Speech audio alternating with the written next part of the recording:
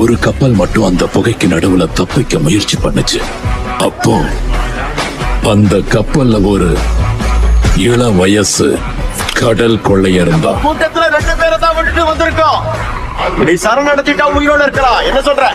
அப்ப அவனுங்க பார்க்கும்போது ஒரு பறவை மாதிரி இருந்தது. அன்னையில இருந்து என் வாழ்க்கையில ஒவ்வொரு நாளும் எனக்கு பயத்தை ஏற்படுத்துற மாதிரி அவனுக்கு ஒரு பேர் வந்தது. Jack Sparrow. சரி, இப்பவே நீ என்கிட்ட சரணடைஞ்சிட்டீங்கன்னா உனக்கு நான் உயிர் பிச்சை தரேன். கடைசியில உன் நிலைமைய பாத்தியா?